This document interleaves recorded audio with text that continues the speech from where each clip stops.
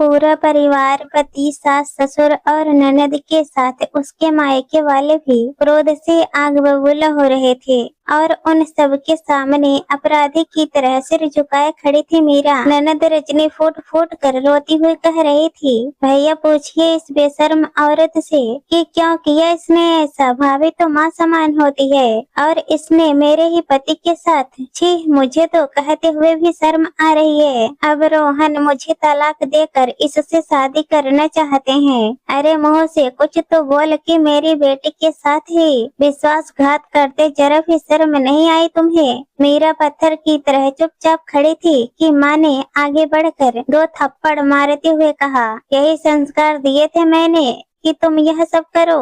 काश यह दिन देखने के पहले या तो मैं मर जाती या तुम मर जाती। यह ऐसे नहीं बोलेगी, इसे सुधारना मुझे आता है। पति राजीव के उठते ही मीरा चीख पड़ी, मुझे हाथ भी लगाने की कोशिश मत करना। सच सुनना चाहते हो ना तो सुनो कि मैं तुमसे तालाक लेकर रोहन के साथ जीवन बिताना चाहती हूँ। तुमने जरा भी नहीं सोचा कि मेरी बहन का क्या होगा।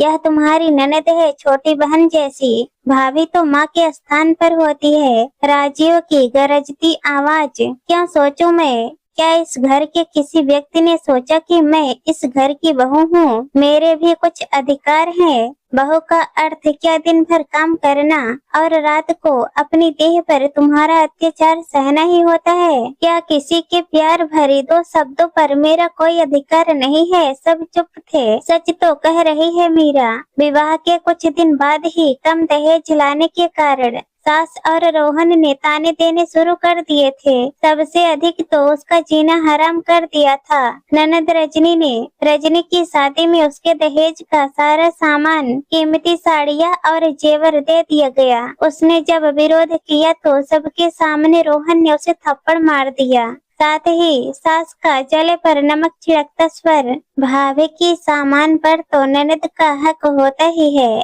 औरत की अधिक जबान चलेगी तो मजबूरी में मर्द का हाथ उठेगा ही। मायके में उसने कहा तो सबने अपना पल्ला झाड़ लिया। अब वह तुम्हारा घर है, अपने घर के हिसाब से तुम्हें चलना पड़ेगा। दूसरे के घर के मामलों में हम क्या कर सकते हैं? बेटिया होने के बाद तो और भी समस्याएं बढ़ गई। घर को वारिस तो दिया नहीं, एक खर्चा और बढ़ा दिया। अब इसके साथ इस लड़की का बोझ और उठाओ। अब तक सब कुछ सहन करती मीरा के अंदर की माँ अब तड़पने लगी। इस घर में वह अपने बच्चों को क्या दे पाएगी? कई बार मन किया कि घर को छोड़ दे, लेकिन उससे क्या फायदा होगा? मीरा के अंदर एक आग सी जलने लगी।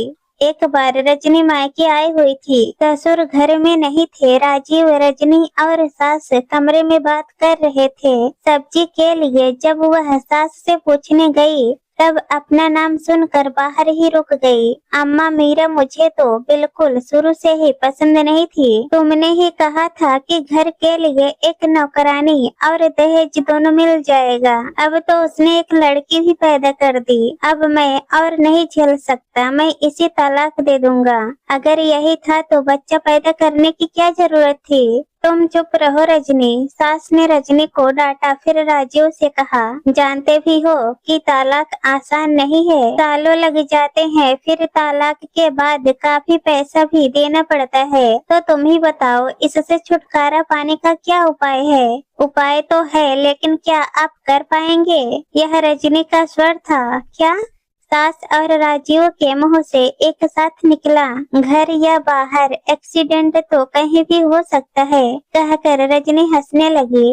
एक साथ दोनों से छुटकारा मिल जाएगा, सांप भी मर जाएगा और लाठी भी नहीं टूटेगी।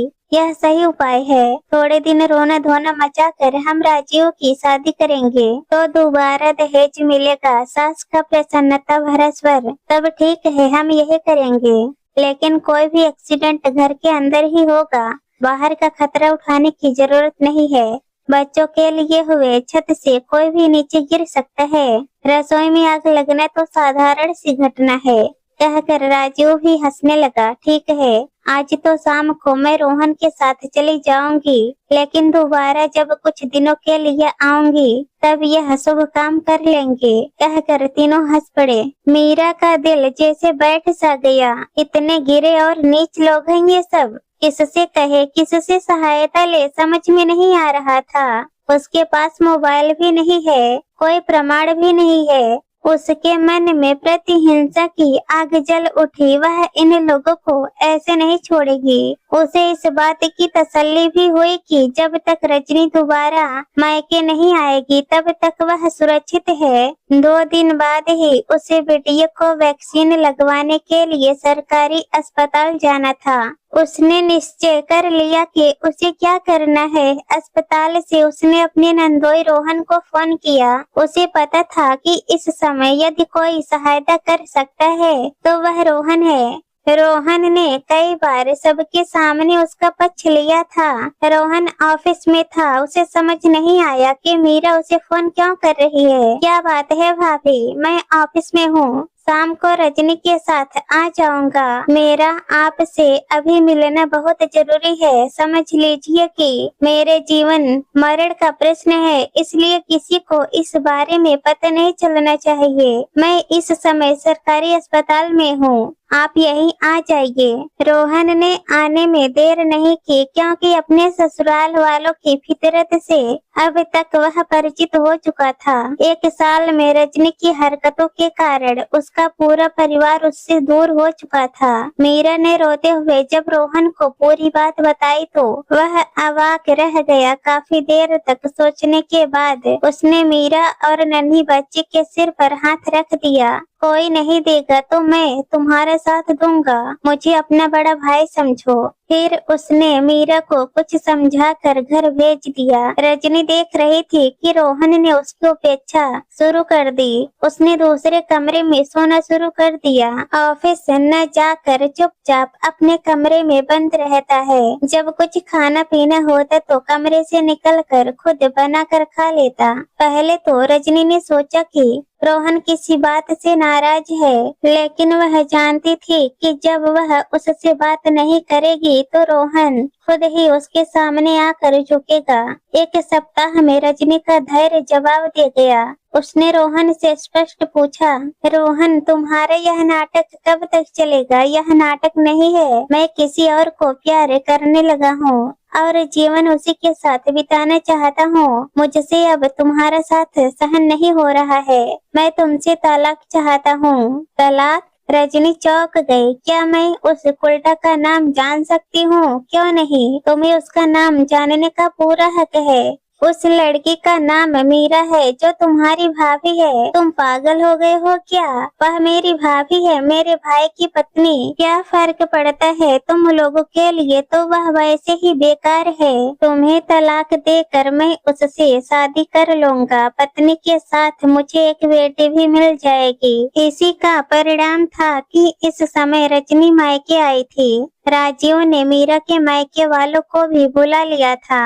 कुछ देर बाद रोहन भी आ गए। उन्होंने सबके सामने पूरी बात बताई। साथ ही सबको यह भी बताया कि वह मीरा को सदैव से अपनी छोटी बहन मानते आए हैं, इसलिए आज से रजनी अपने मायके में ही रहेगी। शीघ्र ही वह तलाक के कागजात भिजवा देंगे। वह मीरा और गुड़िया को लेकर अपने घर जा रहे हैं, क्योंकि इस घर में उनकी बहन और भांजी सुरक्षित नहीं है। सबके सिर शर्म से झुके हुए थे।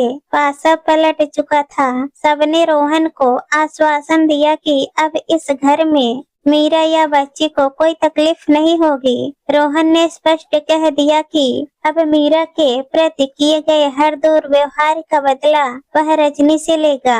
इसलिए यदि वे लोग चाहते हैं कि रजनी खुश रहे तो उन्हें मीरा को खुश रखना होगा। मीरा के मायके वाले तो कुछ बोल ही नहीं पाए। रोहन ने उन्हें हिकारत से देखते हुए कहा, क्या सचमुच मीरा आपकी ही बेटी है?